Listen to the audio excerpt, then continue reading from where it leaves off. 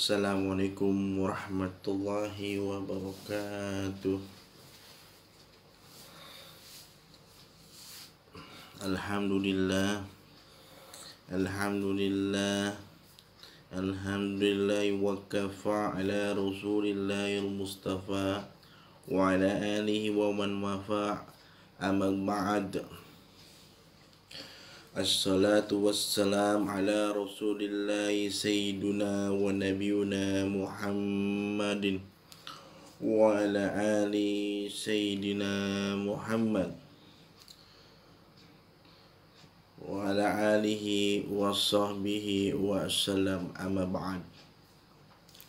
Segala puji bagi Allah subhanahu wa ta'ala yang alhamdulillah pada hari ini kita masih sama-sama diberi nikmat sehat wal afiat. Alhamdulillah, dari sekian hamba Allah yang diberi nikmat sehat wal afiat, kita masih sama-sama diberi nikmat rezeki.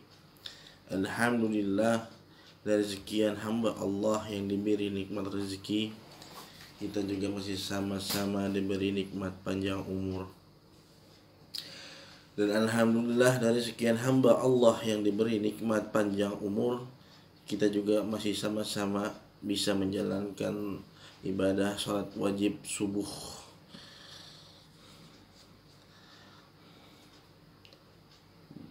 Alhamdulillah, begitu banyak nikmat Allah yang diberikan kepada hambanya, begitu banyak nikmat syukur yang kita lupakan atas nikmat Tuhan yang telah Allah berikan. Begitu indahnya cintanya Allah terhadap umatnya, terhadap umatnya Nabi Muhammad SAW. Cinta, banyak orang mengartikan cinta tapi lupa mengimaninya. Cinta tanpa adanya iman akan gak terarah dalam mencintainya. Karena cinta sebenarnya bahasanya baik, tapi bila mana tanpa adanya dasar iman, na'udzubillahi min zalik, gak akan terarah hidupnya.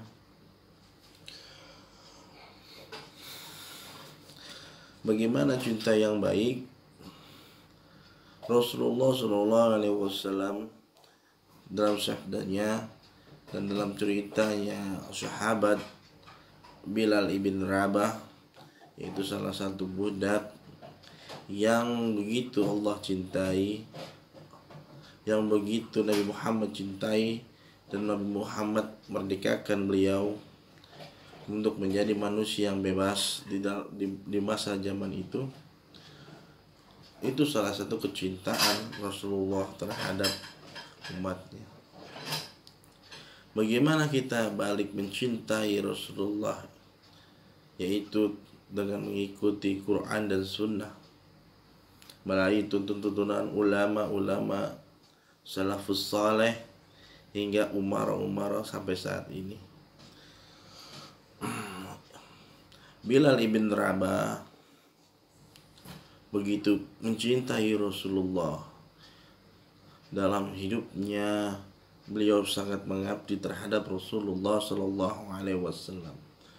Beliau dibebaskan oleh Abu Bakar Siddiq, orang yang begitu mulia dalam hidupnya. Orang yang lebih senang mencintai dan silaturahmi terhadap keluarga Ahlul Bait. Dibebaskan beliau dari kebudakan pada zaman jahiliyah. Bilal ibn Rabah diangkat menjadi seorang muazin pertama dalam ajaran Islam yang dipimpin dan ditunjuk oleh Rasulullah SAW hingga akhir hayat Rasulullah SAW. Rasulullah SAW mencintai Bilal ibn Rabah dengan mengajarkan dia dengan hal-hal yang baik, membangunkan subuh, mengajarkan azan untuk membangunkan semua umat pada zaman waktu itu. Dituntun Bilal ibn Rabah hingga naik podium untuk melakukan azan.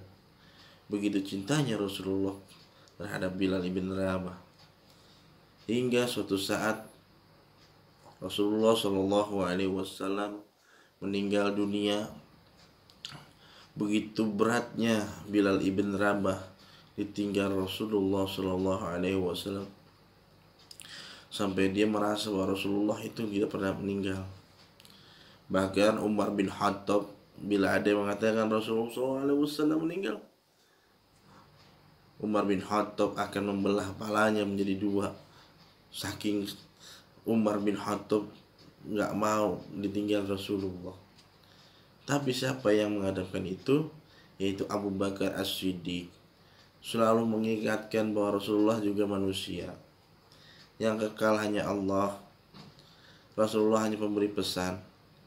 Dari situlah Umar ibn Khattab sadar bahwa sebenarnya inti dalam dunia ini adalah Al-Quran yang ditinggalkan Rasulullah Shallallahu Alaihi Wasallam, yang diwahyukan oleh dari Allah melalui Jibril untuk pedoman hidup manusia. Sebagaimana kita hidup butuh aturan. Alif lam zalikal kitabu la raiba fihi hudal lil muttaqin. Salah satunya adalah surat Alif Lam Al-Baqarah ayat pertama, ayat ketiga. Bahwasanya hudal lil muttaqin, Al-Quran adalah petunjuk bagi orang yang bertakwa. Bilal ibn Rabah sampai nangis terus berhari-hari gak mau ditinggal Rasulullah, sampai akhirnya selalu gak pernah kuat untuk azan. Tapi kata Abu Bakar, jangan ya Bilal, kita masih butuh orang yang melakukan muadzin, karena hanya engkau yang diajarkan Rasulullah Shallallahu Alaihi Wasallam. Tapi Bilal begitu berat, seperti ditinggalkan kekasihnya, melebihi tinggalkan orang tuanya, sampai dia nggak bisa untuk berkata, berhari-hari menangis, makan pun nggak mau, karena begitu cintanya terhadap Rasulullah Shallallahu Alaihi Wasallam. Tapi alhamdulillah Allah selalu melengkapi manusia, sahabat-sahabat di zaman itu, untuk menjadi contoh terhadap kita. Bahwasanya dalam keluarga harus ada yang menjadi bapak, yaitu seperti Abu Bakar. Harus ada yang menjadi orang yang bijaksana dan tegas seperti Umar ibn Khattab. Harus ada yang menjadi Utsman ibn Affan, yang membelakan hartanya, membangun segala macamnya. Karena dalam dunia ini nggak cuma butuh takbir, tapi juga butuh realitasnya, yaitu adalah ekonomi. Dan ada juga harus menjadi seorang Ali bin Abu Thalib yang senantiasa setia dengan Rasulullah SAW. Yaitu salah satunya adalah ketika Nabi hijrah dengan Abu Bakar, ketika dikepung sama kafir Quraisy di dalam satu rumah, Ali bin Abu Thalib begitu setia, dikatakan dalam hadis itu, yaitu ketika Rasulullah mau hijrah, dia disuruh tidur di satu-satunya tempat tidurnya Rasulullah SAW, karena Rasulullah itu mau hijrah di saat itu. Ali tanpa adanya komentar sekalipun, walaupun dia hanyalah seorang anak kecil yang disuruh sama orang yang lebih tua, saudara sendiri, suruh tidur di sebuah tempat tidur Nabi Shallallahu Alaihi Wasallam. Dia tidak membantah sekalipun, walaupun Abu Bakar itu lebih tua terhadapnya. Itulah termasuk orang yang setia terhadap baginda kita Nabi Muhammad Shallallahu Alaihi Wasallam. Bilal ibn Rabah akhirnya memutuskan untuk resign dan cabut dalam menjadi muadzin Rasulullah SAW, yang akhirnya dia tinggal di sebuah kota Madinah, kota Syam kalau nggak salah. Dia tinggal di sana bertahun-tahun hingga akhirnya Rasulullah SAW bermimpi tentang Rasulullah SAW. Dalam mimpinya Bilal dikatakan, ya Bilal, ya Bilal, kau begitu tega terhadapku, kau tidak pernah menengokku, bahwasanya aku rindu terhadapmu, ya Bilal. Mimpi itu selalu berulang-ulang, bersambung terus hingga akhirnya seluruh keluarga Bilal memberikan saran bahwasanya Bilal harus balik ke kota Madinah. Akhirnya Bilal ibn Rabah memutuskan untuk balik ke kota Madinah.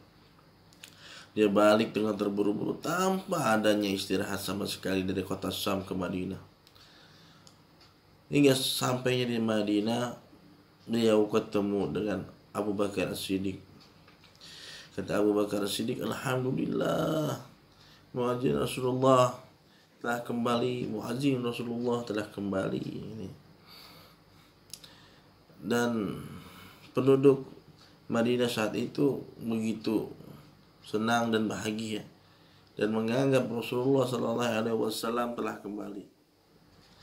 Tapi Abu Bakar mengingatkan lagi bahwasannya Nabi Muhammad SAW itu sudah meninggal. Tapi bahwasannya seorang yang saleh meninggal itu bukan artinya dia mati dalam keadaan mati, tapi mati dalam keadaan hidup dalam kuburnya, hingga para malaikat mengantarkannya untuk masuk ke surganya Allah Subhanahu wa ta'ala. Makanya bahwasannya kita selalu diajarin dalam berdoa, mendoakan orang-orang yang soleh. Gunanya salah satunya adalah untuk cepat mengijabahkan sebuah doa yang kita doakan. Karena nggak ada yang tahu kita dalam berdoa siapa yang akan dikabulkan. Akhirnya Bilal bin Rabah disuruh sama Abu Bakar untuk menjadi muhajir lagi di Madinah, di Masjid Nabawi. Tapi tetap Bilal bin Rabah tidak kuat menahan rindunya terhadap Rasulullah. Dia merasa tidak kuat untuk melantunkan azan. Di suatu ketika cucunya Rasulullah SAW tiba-tiba datang, Hasan dan Husain. Dia menarik tangan Bilal ibn Rabah dan menuntunnya ke atas mimbar untuk melakukan azan. Bilal ibn Rabah teringat di waktu dulu ketika dia saling berjibaku dengan Rasulullah dalam ibadah, dalam kehidupan ibadahnya. Bilal ibn Rabah menangis melihat seorang cucu baginda kita Rasulullah SAW, hingga akhirnya dia tidak pernah menolak sedikit pun dan tidak pernah berkata tidak apa yang dikatakan Hasan dan Husain. Hingga akhirnya dia melakukan azan di mimbar masjid. Ketika itu dia berkata, Allahu Akbar, Allahu Akbar, Allahu Akbar, Allahu Akbar, Ashhadu an la ilaha illallah, Ashhadu an la ilaha illallah, Ashhadu anna Muhammad. Ya Allah, Bilal ibn Rabah tidak kuat meneruskan kata Muhammad karena begitu sangat mencintai atas kehilangannya baginda Rasulullah SAW. Begitu cintanya beliau terhadap baginda Nabi Muhammad hingga akhirnya Abu Bakar Siddiq suruh mensudahinya dan tidak meneruskan dia menjadi wajib. Dalam hidupnya selalu berselawat terhadap Nabi Muhammad SAW. Itulah bentuk cintanya Bilal ibn Rabah dan Rasulullah terhadap sahabatnya. Begitupun kita dalam kehidupan. Cinta yang baik, cinta mengajarkan kita untuk bisa terarah terhadap keimanan dan Islam yang kita pegang, menjadikan pribadi kita yang lebih baik lagi dari pribadi-pribadi kita yang dulu. Kalau kata ulama Al-Habib Ali Al-Habsi Kuwaita, bahwasanya hidup itu jadilah seorang yang qalbul salim. Apa itu qalbul salim? Hati yang tenang, hati yang pemaaf. Seorang muslim harus bisa menjadi bil qalbil salim. Makanya memang semua itu susah, tapi semua itu bisa diraih. Dimana caranya? Ya, dekatkanlah dirimu terhadap yang menciptakanmu. Motor rusak pasti dibawa ini ke bengkel. Gak mungkin motor rusak dibawa ke rumah sakit. Yang ada diketawain. Begitupun kita dalam merasa kalau emang diri kita ada yang salah, minta maaflah terhadap yang salah. Kalau kita punya salah terhadap orang tua, minta maaf sama orang tua. Nggak akan mengurangi egoisme kita, nggak akan menghilangkan kehormatan kita. Kalau orang tua salah sama anak, minta maaf terhadap anak. Tapi nggak perlu merasa bahwasanya kita benar, orang tua salah. Hidup ini mudah. Kalau udah tahu porsinya masing-masing, insya Allah seorang laki-laki mempunyai ridho terhadap kedua orang tuanya. Seorang istri mempunyai ridho terhadap suaminya. Begitupun anaknya. Ini yang diajarkan oleh Habib Utsman, Mufti Betawi, bahwasanya seorang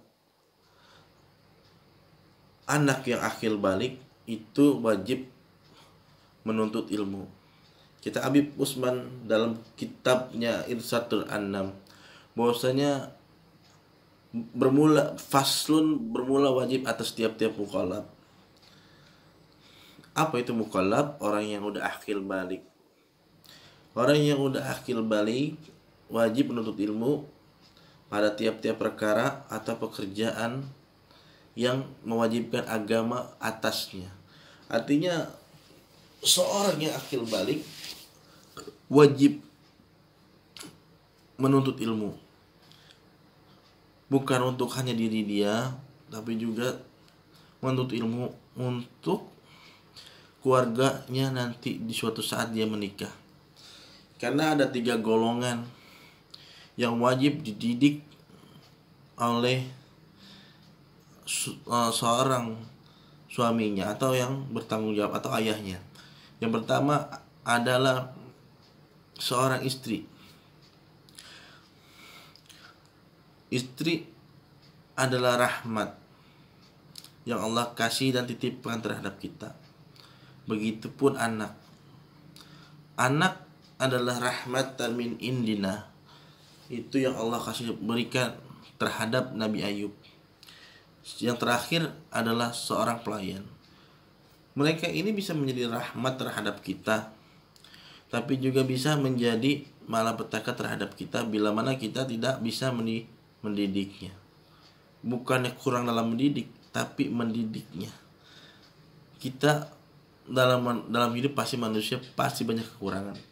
Yang penting kita udah tahu, kasih tahu fungsinya, bahwasannya kamu ini loh batasan seorang perempuan terhadap suaminya. Taatnya, kecintaannya harus sampai mana. Dan wajibkan istri untuk mencintai Allah dulu, baru mencintai suaminya. begitupun anaknya. Itu disarankan oleh Habib Usman Mufti Betawi karena memang benar. Bahkan seorang suami takut menuntut ilmu, meninggalkan menuntut ilmu. Kata Habib Usman Mufti Betawi bahwasanya orang yang takut kehilangan menuntut ilmu, orang itu juga akan berdosa, dan orang itu akan dibikin gelisah sama Allah dalam hidupnya, karena orang itu lebih mencintai dunianya, bukan lagi Tuhannya. Cukuplah mencintai secukupnya dunia dan cintailah Allah secara full, karena segala sesuatu ini hanya titipan, dan orang yang dititipin suatu amanah, bila dia nggak amanah, berarti ntar yang nitipin marah. Cuma dititipi sombong, malu dong sama yang nitipin. Anak, istri, pelayan, bila mana kita tidak mengajarkan dengan baik, bisa menjadi malapetaka buat kita. Jangan pernah ngerasa kita dititipin sombong. Antum kaya belum tentu berkah, antum miskin belum tentu juga hina. Segala sesuatunya cuma dilihat bagaimana cara kita cinta terhadap agama dan Nabi Muhammad SAW melalui Al-Quran dan hadis. Terus bagaimana kita mencintai yang hakiki? Tidak pernah meninggalkan ibadah. Ketika dengar azan, Allah selalu menggetarkan hatinya untuk memburu-burukan sholat dalam ibadahnya. Salah satu ayat yang saya kagumi dalam Al-Quran adalah surat Al-Ala ayat ke-14. Kata Allah, "Qad la aflaha man tazakka wa dzakara isma rabbih fa shalla bal tursirunal hayata dunya wal akhiratu khairu wa abqa." Kata Allah, mau tahu nggak orang yang beruntung itu apa? Terus bertanya, kata Allah, yang orang yang beruntung adalah ketika dia mendengar azan, dia langsung bersuci dan menegakkan sholat dan meninggalkan dunia dan lebih mencintai akhirat. Tapi bukan kita juga, Allah nggak pernah nyuruh kita juga buat sama ibadah boleh, tapi tetap ada balance-nya. Ibarat kata kalau dalam ibadah dunia itu 20%, sisanya 80% itu ibadah. Ibadah kan bisa ngejalin macam-macam. Bila satu perkara kita menyebut nama Allah dalam suatu ibadah, maupun dalam keadaan kita berangkat kerja pun, itu dapat 10 kebaikan. Surat Al-An'am ayat 160. Setiap apa yang kerjakan seorang manusia, tapi yang dikerjakan itu untuk ibadah, Allah akan beri 10 kebaikan. Apalagi membaca Quran, Masya Allah, itu dihitungnya satu huruf 10 kali. Nah, bismillahnya udah berapa kali? Bismillah, baknya 1, 10. Millah, Bismillahirrahmanirrahim. Berapa huruf tuh? 14 huruf kalau salah ya. Begitulah cara mencintai yang benar dan baik. Seorang istri mengingatkan suaminya terhadap orang tuanya yang masih hidup. Seorang orang tua mengingatkan suaminya untuk selalu mencintai istrinya dengan baik. Akanlah hidup nikmat begitu indah kalau kita saling berdakwah terhadap kebaikan, terutama terhadap keharmonisan dalam berkeluarga. Jangan, Allah sangat membenci orang yang membiarkan sebuah masalah berlarut-larut, entah itu semua teman, bahkan sama saudara, apalagi sama orang tua. Nauzubillah, summa nauzubillah. Kalau kata Abu Dardar itu tahlak, orang yang celaka. Dan amit-amit, nauzubillah, semoga di keluarga kita nggak ada yang kayak gitu. Dan pilihan hidup seorang laki-laki cuma ada 4. Yang pertama yaitu adalah kun aliman. Kata ulama, apa itu kun aliman? Yaitu orang yang alim, orang yang berilmu. Yang kedua, mu'taliman. Kalau nggak bisa jadi guru, kalau nggak bisa ngajar, minimal kita jadi orang yang masih belajar. Yang ketiga, musta'liman. Nih, musta'liman nggak mau ngaji, nggak mau ngaji, nggak mau belajar, tapi dia mau dengerin nih, mau dengerin dari depan masjid tapi datang ke majelis malas misalkan. Nah itu musta'liman. Tapi juga bagus sih, tapi juga ngerinya kenapa? Kita nggak tahu bener apa enggak apa yang didengarin, ya kan? Karena nggak ada yang bisa ditanya kecuali kalau dia punya guru.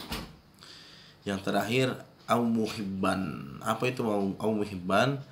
Orang yang cinta ilmu. Asal jangan jadi orang yang takhir. Kata Abu Dardar apa tadi? Tahlaka, orang yang celaka. Amit-amit, naudzubillah. Summa naudzubillah. Jadi gitu, dalam hidup seorang laki-laki yang udah akhir balik wajib menuntut ilmu pada tiap-tiap mungqallab. Agar mendapat dasar cinta yang terbaik, ya harus belajar. Belajarnya selalu berjibaku dalam kebaikan. Makanya gini aja, kalau dalam hidup, kalau mau lihat kita nih progresnya baik apa enggak, lihat aja diri sendiri. Dulu kita emosian, hari ini mungkin bisa berubah dikit-dikit karena kita sholat dan belajar agama atau mungkin baca Quran. Dulu kita gak pernah nyentuh Quran, tiba-tiba besok-besok rajin baca Quran atau melafazkan Quran. Nah itu termasuk progres, dan itu harus disyukurin. Nabi Ayub ketika sembuh dari penyakit, Allah kasih turun sebuah belalangnya belalang emas. Turun di satu rumahnya dia, ngubrok banyak. Sampai ada yang keluar, sampai diambilin yang di luar juga. Kata malaikat, ya Ayub, apa kamu nggak puas sama di dalam doang? Kata Nabi Ayub apa? Ya malaikat, yang namanya karunia Allah itu saya mah gak pernah puas. Masya Allah. Artinya kita sebagai manusia, kalau mendapatkan rahmat dan nikmat dari Allah, barakah dari Allah, gak apa-apa, gak pernah puas. Selama itu menjadikan kita jadi pribadi yang lebih baik lagi terhadap orang tua kita, terhadap istri, terhadap saudara, teman, mencintai kehidupan ini dengan lebih baik. Beramal yang terbaik adalah ketika kita memang lagi keadaan pas-pasan atau lagi susah. Itu adalah amal terbaik. Cintai kedua orang tua kita dengan sebaik-baiknya cinta. Mumpung masih hidup, kalau masih hidup kita masih mau ingat orang tua, datang bawain kayak apaan. Kalau emang kita emang ada rezekinya, kalau rezekinya bagi, mau besarnya 10.000, 20.000, berapapun, berkah buat antum. Jangan sayang kalau buat orang tua. Balik, yakin gue mah balik. Antum jangan pernah takut, karena ridho antum di orang tua. Nggak ada kaitannya ridho antum sama istri. Takut cerai karena istri, nggak ada begitu. antum salah kalau gitu. Kita ini semua cuma singgah. Istri titipan, anak titipan, ya harta segala titipan. Kalau kita nggak lakuin dengan baik dan benar, pertanggungjawabannya berat di akhirat. Bahkan Abdurrahman bin Auf pernah dibilang sama Aisyah radhiyallahu anha, dia bilang apa? Ya Abdurrahman bin Auf, saya pernah dengar kata Rasulullah SAW, kau adalah penghuni surga, tapi engkau masuknya paling belakangan. Lah, kata Abdurrahman bin Auf bingung. Lah ngapa? Ya Aisyah, Ummul Mukminin, emang salah saya apa? Kata Aisyah, harta kamu terlalu banyak. Akhirnya Abdurrahman bin Auf selama hidupnya tuh selalu memberikan sedekah terhadap orang miskin dan membebaskan orang-orang yang berhutang di Madinah. Hampir sepertiga Madinah dia yang bantuin semua itu untuk melunaskan hutangnya dan kehidupannya. Tapi artinya nggak pernah habis-habis. Bahkan dalam Sahih Bukhari dijelaskan bagaimana menjadi orang yang kaya tanpa kerja seperti Abdurrahman bin Auf dan Utsman ibnu Affan. Amalannya berat. Kalau bagi kita yang berkata masih sholatnya fardunya belencang-belenceng mah, jangan coba-coba ngikutin gitu, nggak kuat. Ya itulah salah satunya mencintai Allah dan Rasulnya, beribadah yang terbaik terhadap Allah dan Rasulnya, menjagakan rahmatan lil alamin terhadap keluarga kita, menjaga rahmatan min indina terhadap anak kita, untuk terciptanya keharmonisan dalam berumah tangga dan berkeluarga. Wal akhiru da'wa wassalamu alaikum warahmatullahi wabarakatuh. Ala hadhihi niyyah bil kuliyatin salihah hadratin Nabi Mustafa sallallahu alaihi wasallam bil niyatil qabul. Al-Fatihah. A'udzu billahi minasyaitonir rajim. Bismillahirrahmanirrahim. Alhamdulillahi rabbil alamin. Ar-Rahmanir Rahim. Maliki yaumiddin. Iyyaka na'budu wa iyyaka nasta'in. Ihdinas siratal mustaqim. Siratal ladzina an'amta 'alaihim ghairil maghdubi 'alaihim waladdallin. Amin. Wassalamualaikum warahmatullahi wabarakatuh.